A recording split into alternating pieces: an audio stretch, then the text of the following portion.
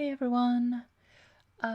Today I'm going to be doing a video that's a little bit different than normal. It's not going to be in like the style of ASMR and whatnot, because for a couple of reasons. One, the subject matter would be very hard to do in the style of ASMR, and also it's raining really like kind of hard outside, and I'm not in for that for trying to do the kind of videos I'm trying to do. Sure, it's like relaxing for some videos, but not the ones I wanted to do.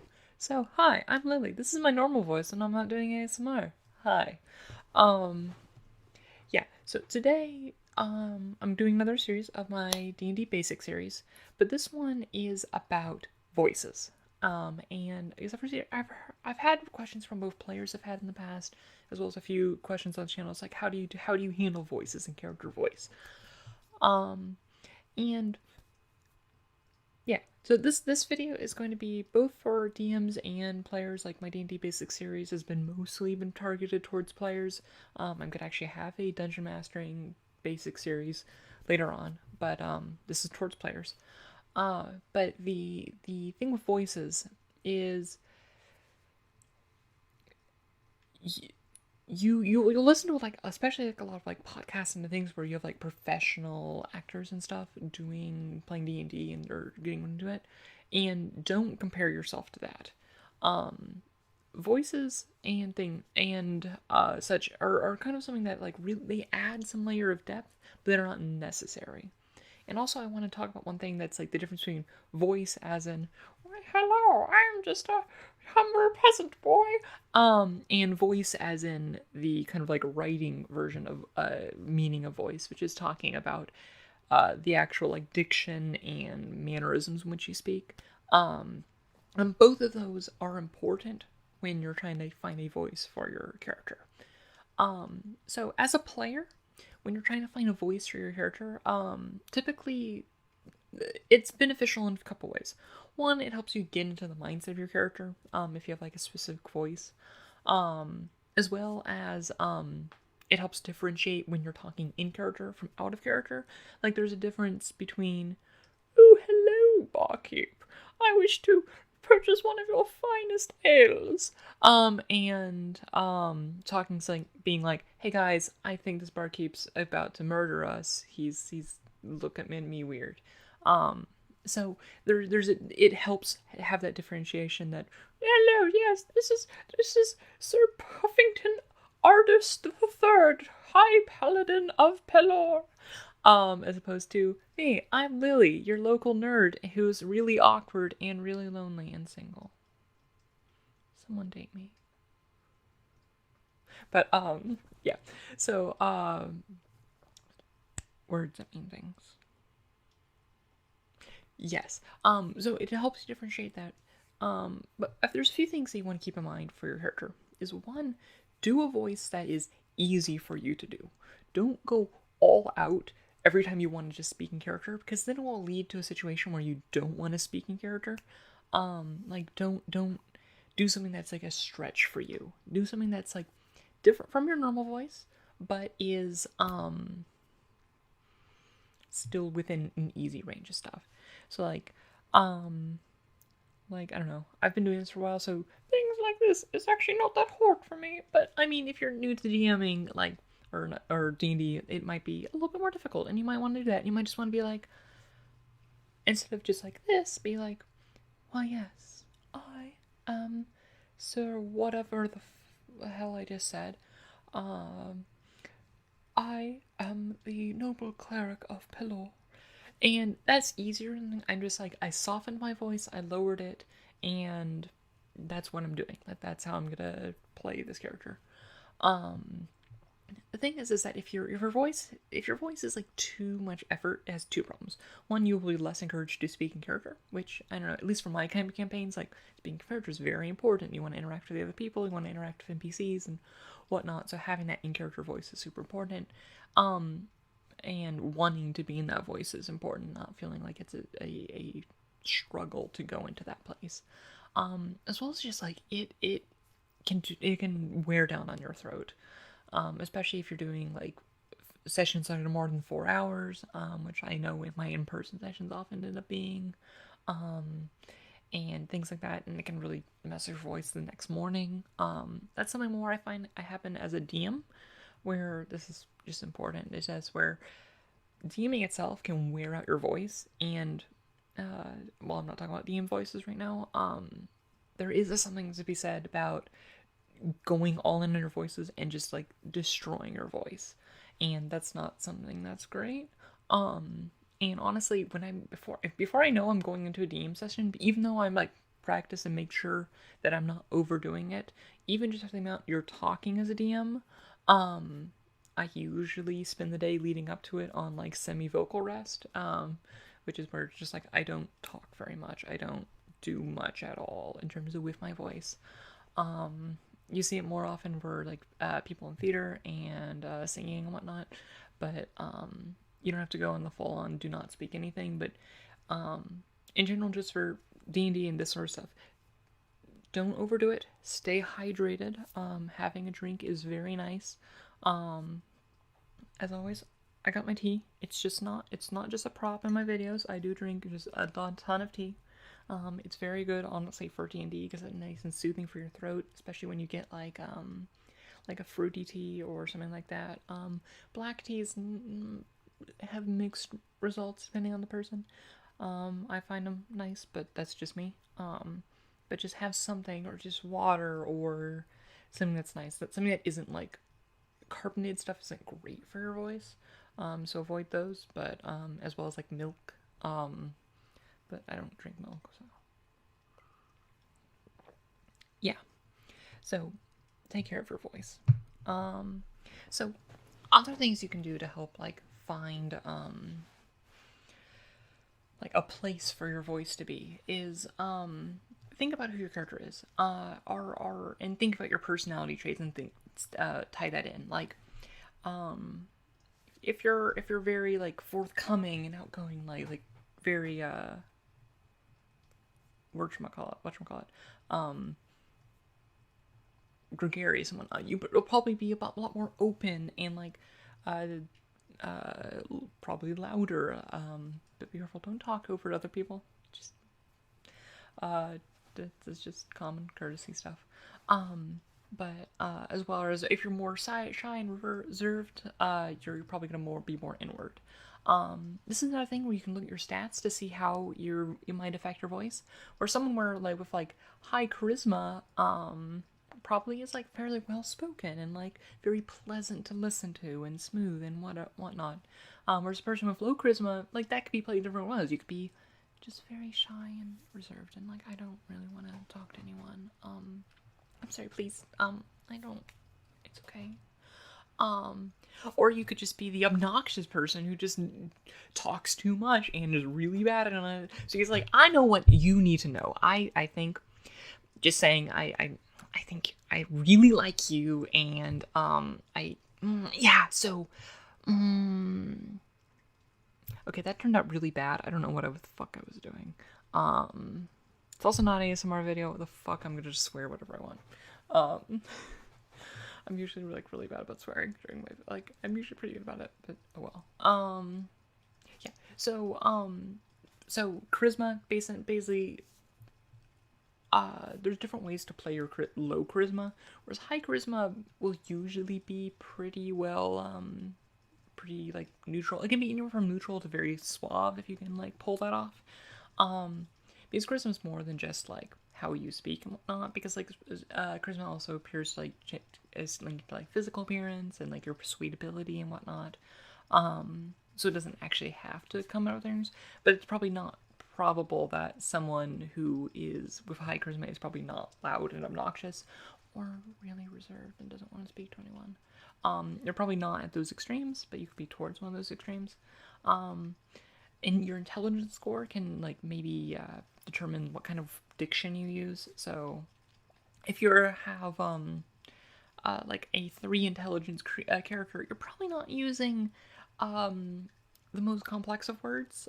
You probably are not throwing in about how you really think that we should be moving parallel to the stream so we can properly intercept the forces of the king's retinue coming down the stream. You're probably not talking about that. You're probably let's we go along the river. We kill them. Yeah, that's the plan. We're gonna be at the river. We just go along river. We'll kill them. Yeah, kill them good. Toward that Clyde killing. Yeah, kill them good. I'm gonna stop this now. And then finally, wisdom. Wisdom. I don't know. Wisdom, I think, has like probably one of the least bearings on your voices. Just because I don't know. It's just that's more talking about the content of what you're talking about. It's just like if you have low wisdom, you're probably gonna be fairly oblivious to a lot of things, but that's one more overall role playing than specifically voice. And high wisdom. I mean, there's always the stereotype of like low wisdom characters will speak more, and high wisdom characters will speak less. And yeah, so the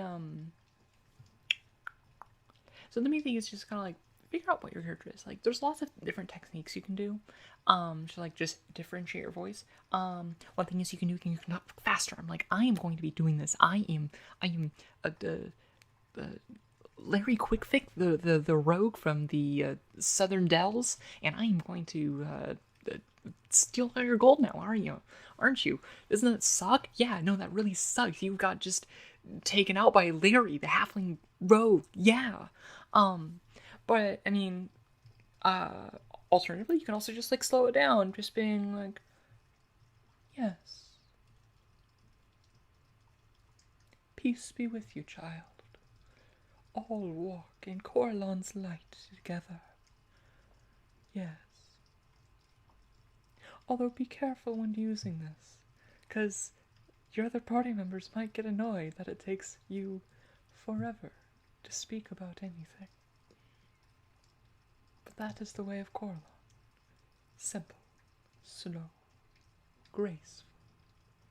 Yes. But yeah, so, words. Gosh. I don't know. When I'm not like in like the it's almost harder when I'm not in the not mantra, but like rhythm of like ASMR voice. That like it just breaks my train of thought more. Also, I'm just doing ships and stuff. Other things you can do is very important that people underestimate is this doesn't work for like online games, but for in person. Body language is very important. Where if you're playing this shy person, like be sure to like use your entire body for this. Like being like, yeah, I don't really think this is going to work out. Maybe we should leave before we cause any trouble. We really don't want the king finding out about this. Yeah, as opposed to welcome. Well, I've been wanting to see you, good sir, for years to come. Come, sit with us. Sit. And you just get a very like, yeah, just come here and just say, like, even with the same voice and just different body language can change a lot about what you're doing. So I honestly, I use a lot of body movements of myself a lot, which is bad because then I shift my body and my bed creaks and then it shows up in the audio and I have to edit that out. But yeah, so body language can help a lot in terms of determining your voice and adds a lot. Granted, that doesn't work on online games as much, just because even if there is a camera, you don't get the same physical presence of the person. But one thing I should always say the disclaimer is that, like, be sure don't touch anyone unless you know they're cool with it, and if you listen to people if they say they're uncomfortable with something you're doing, obviously listen to them. I shouldn't have to say this, but some people, it happens. Don't be an asshole. Yeah. Least tip for the day, don't be an asshole. Yeah. Doesn't really help your voice, but it's a really good life tip. I mean, if you're gonna take anything away from this video, don't be an asshole. Yeah. Wow, I'm really off topic today. So yeah. So, yeah, like, I mean, the thing is that you don't expect to have your voice figured out the first session. You'll figure it out as it goes along. And that's okay if you don't have it around right away, just because I don't know, it's not the kind of thing that like you have to work it out. You have to find something you want, like you have to find like a cadence you enjoy and are comfortable doing repeatedly, and you as you figure out your character's personality and whatnot. So yeah. Um, so now I am going to move over to the side of the DM, and doing voice as a DM. This is very important because as a DM and during a session, you're probably playing probably half a dozen to a dozen different characters, possibly, or more. And you want them to be distinct, but they don't have to be all like totally different. You can have like just a go-to goblin voice or a go-to like general voice. And the main thing is just like don't try to not repeat a voice for a different character like in the same session or like within like an hour of each other. And especially also if you have a recurring NPC, maybe have a set voice for that. One thing I do honestly is, especially sometimes for my online games, is that I'll do, especially if there's like a consistent character, I'll actually do voice recordings just after the campaign, like the session, because I'll actually forget what their voice is the next time they show up, and lets me review what the voice is. Because like some common voices in the campaign I'm right now is there's a character named Gwyn who was a halfling who was just a terrified cook who was being hunted down by the Dragon King. And yeah, so I'm Gwyn. um I don't know what I'm doing. I'm just kind of hanging out with you guys. I really like Jolt. She was she ended up she ended up as like the girlfriend of one of the party's wizard. Um, but also, you saw that switch there where like I'm talking as Gwen now, but now I'm back to Lily, and like that it's very important to have that switch, and knowing who is talking, because I'm not Lily. My name's Gwen. Yeah. Um, but yeah, no, I just really like think that we. I mean, I'll trust whatever you do, but yeah, um, I don't know.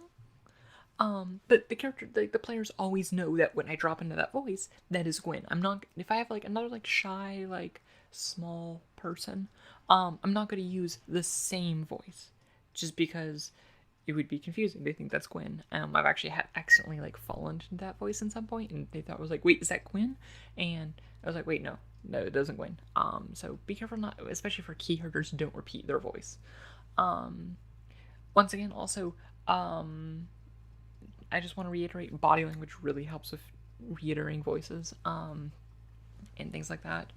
Um, and yeah, and the thing is for overdoing it on your voices is that as a DM, because you're not playing that character all the time, it's okay for like if you want a character to be memorable to go all out on a character.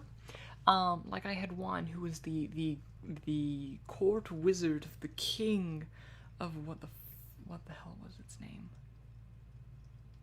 Redclaw. No, that's the different one.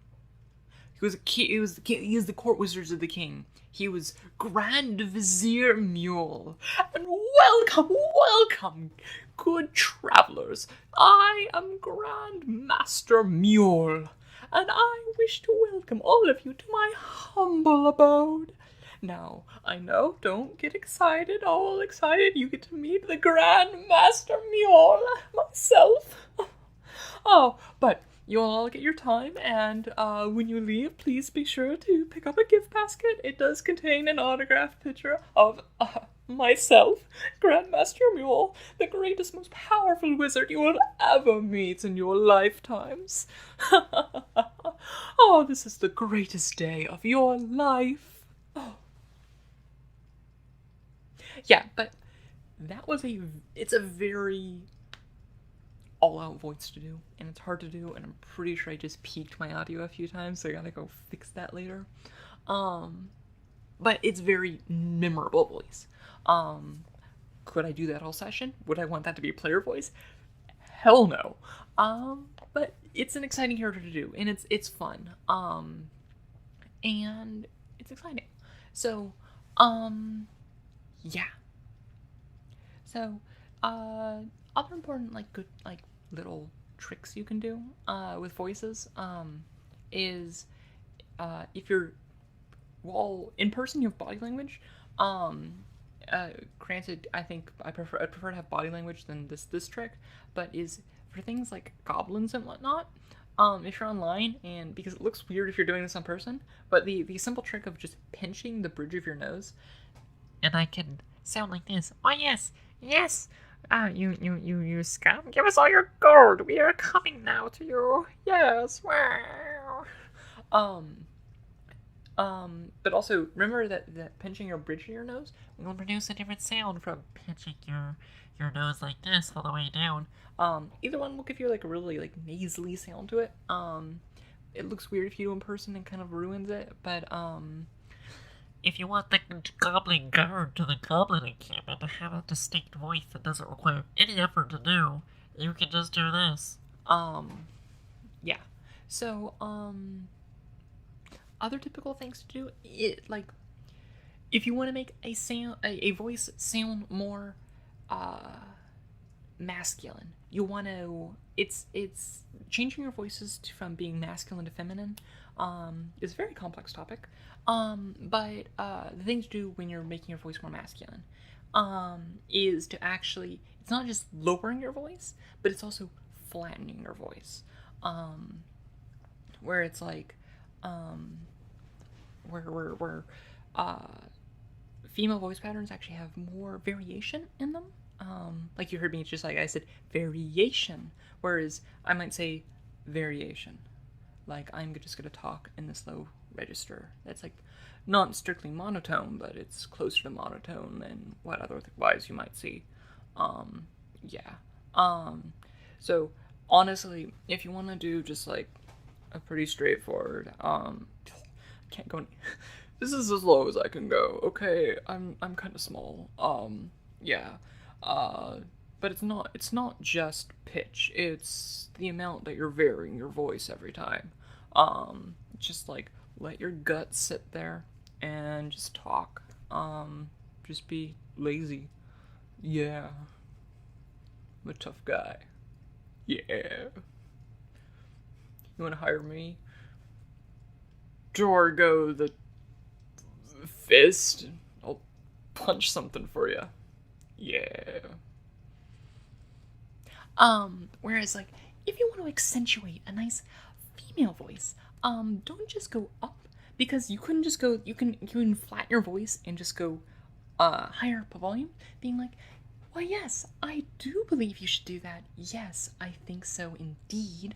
If you notice that actually sounds almost like still sounds kind of like a male-ish, like more like gender ambiguous voice while still being higher. So if you want to be like a stereotypical like androgynous like elf, just raise it but keep it flat. So why yes, I do believe that we should go there. I think it's preposterous that you would think that I, the Grand Marshal of the Winland Marshals, would think such a thing. Whereas you can just like, if you want to have a more feminine voice, just switch your inflection. Like, yeah. So I am the Grand Marshal. Yeah. So I really think that you should get out of here, or I am going to turn you all into a horrible bloody pulp. How does that sound? I'm not fucking around with you. You better believe it. So yeah, just little trips for if you want to like switch that up. Even if it isn't like strictly masculine or feminine like character, it can help you just differentiate your different voice because a lot of people just think when they think about like changing voices, changing the tone of the voice and not the amount that tone changes. So that's just something to think about. Yeah. One thing I should note for especially for online campaigns is that voice changing programs where you can have voices changing programs that will like you just like put them on and it will filter your audio. I would recommend against these because oftentimes they will cause more of a distraction than they actually add. Unless you're doing kind of like a trying to go for that like over the top, like this is the final boss encounter for this arc of thing, and you want to have like a nice like a very like differentiated voice, that like but you don't want a character, you don't want to just have that for like every session, just have a random thing. Like, make, if you're going to use something like that, it should be very purposeful, and thing. If you want to have like a like deep overgrown like, well, yes, I am the Grand. Oh, that's really bad for my audio levels. I should stop doing this right away. Yeah. I didn't actually need my hand. I don't actually know how I'm doing this voice. Yeah. I sound like a frog. This video is so dumb. Yeah, so, use sparingly.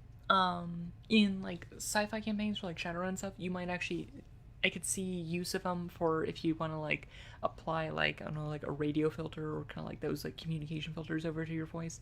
But even those aren't strictly necessary and can be more distracting, especially if it takes a little bit of time to set up and whatnot. So I would say use sparingly. Yeah. I'm trying to think of any other tips I have for just general voice stuff. But like, once again, like, I can't reiterate this enough. The most important thing to do for your voice is, for players and DMs, just take care of it. It's one thing to have like just like go all in on voices, but then burn out 2 hours into the session. Like, honestly, my throat's kind of hurting. Like, granted, I didn't do like, haven't been taking care of it this morning, but you don't. It's worse to have like maybe slightly. It's better to have slightly dialed back voices than it is to go all out and burn out. D&D is supposed to be fun. It's not supposed to be hell on your voice. But yeah, so yeah, this has just been my general tips. It's my first like non-ASMR video I've done in like months. So hi everyone. Yeah, I'm still not sure where I want to put these like non-ASMR videos. Like, this one I'm probably just still put on this channel just because it goes with a series that I'm going to go on, but just there was no way to do this video in an ASMR form.